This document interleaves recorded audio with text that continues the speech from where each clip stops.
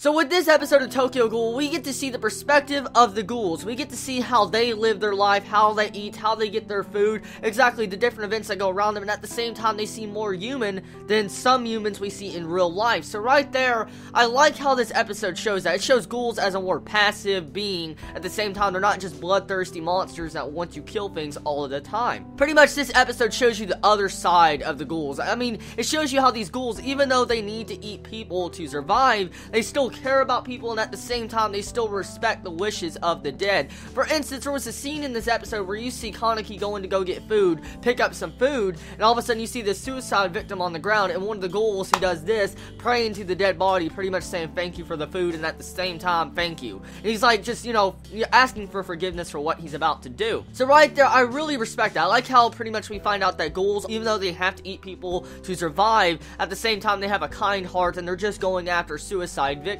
which, and technically, it's a lot better than just going and killing people out in the middle of the street. And so, I like that a lot. That seems to be a really good example of how the organization that works over all the other ghouls and helps them out really survives, because they go after these different victims that have died, or different people that have been murdered probably, and they take their corpses and probably eat them, because, I mean, it's a lot better than going and killing people and destroying families. So, I like that and I respect that. Now, besides that factor, we get a couple of things in the works with this episode. For instance, we find out, like, most likely the main antagonist of the series. We find out about these doves, or these freaking, like, box holders. Pretty much are these people that go around trying to find out different ghouls and kill the ghouls and eradicate the ghouls in the 20th ward and all these different wards in Tokyo.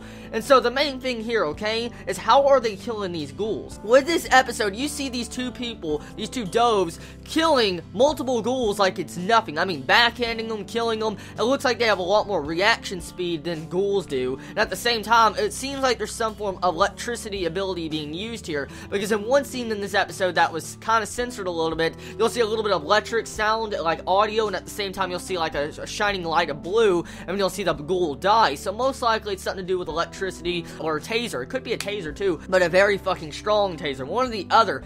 Now overall the episode was good. It was really consistent. It didn't have as much censors as it usually does, but it did have censors, and the episode really progressed with the overall plot. Now, I have a lot of theories I do want to bring up with this episode. For one thing I want to bring up is we see a little girl that is a ghoul in this episode. Now, there's a big thing that's been playing in my mind for a long time now since I watched the first episode. How do ghouls come about? Do they conceive the same way humans do? Does it just pop up? Or at the same time, is it possible a ghoul and a human can get together and have a child? Or what would happen to that child if a regular human and a ghoul got together? There's a lot of questions and theories I have right there, because with this little girl this episode, it shows you that even children are ghouls. And so, you can never know who truly is a ghoul in this series, and at the same time you'll see that some of these ghouls cannot even go to school because they're ghouls and they'll probably eat children while they're there, because they probably can't control their hunger since they're so young, and they need to eat a lot more.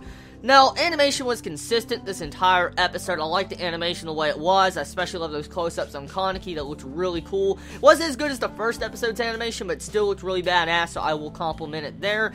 And I really don't notice any pacing issues with this episode. I mean, there probably was some, or probably some events changed around, but I personally, as an anime-only watcher, did not notice them, which I will have to read the manga chapters to be able to do a comparison with this to see exactly how much they really did change. But overall, from my first viewpoint of this episode, it looks really good. It got the point across about how the ghouls really act in society. We get to see how Kaneki is starting to act more ghoulish and at the same time more human. I mean, here's the big thing that pops up in this episode, okay? And I think it's some terms of foreshadowing.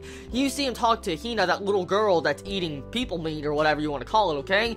Pretty much he's talking to her, says, I'm kind of like you. I have a body like a ghoul, but at the same time I have a mind like a human. I have a sickening feeling that eventually that's going to play against Kaneki. For instance, he's eventually going to turn into a ghoul in the mind and body, and he's going to go psycho, because the way he acts, the way we get to see in the opening song, the way his hair changes, he's went through a lot of stress, and at the same time, with how he's dealing with all these psychological traumas and different things going on in his life, especially having to eat people, eventually he's going to go fucking crazy, because any normal human being would probably go crazy if they had to eat people all the fucking time if they had a human mind. Since this does have a psychological genre tag to this anime, most likely he will go crazy and he will become a ghoul in mind and body.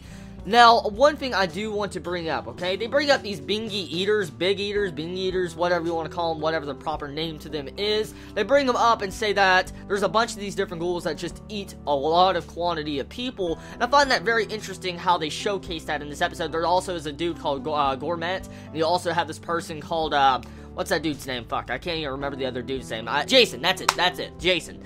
Now, pretty much, Jason, they're hunting down this Jason dude. I don't even know who the fuck that is. I'm like, who the hell is Jason? Anyways, besides that, they mentioned 3 names of those. They have Jason, they have Bing Eaters, and they have Gourmet. And I'm like, what the fuck? So there's a lot of questions right there exactly who those 3 are. There's also a lot of mystery around these, like, freaking wrench. Like this wrench that you see the doves carrying around. What the hell is that? Why is that so important? And why is that important to ghouls? That's the big thing. Is that, like, the only thing that can kill ghouls or penetrate ghouls? Or is that something used to eat humans? I mean, we really don't know. We saw that entire device at the beginning of the series of the first episode, but what exactly type of use does that have? A lot of questions right there I have. Oh yes, we also get to see a little bit more food in this episode. For instance, it seems like if you mix sugar, and I'm guessing most likely blood or human body parts inside sugar cubes, you can eat them. And it really shows in this episode that they might be able to mix food with human blood or something to be able to make it taste better and more acceptable to the ghoul's body. And speaking of ghoul's body, I want to bring something up that's really interesting about this episode. We get to see how the butler, the bartender,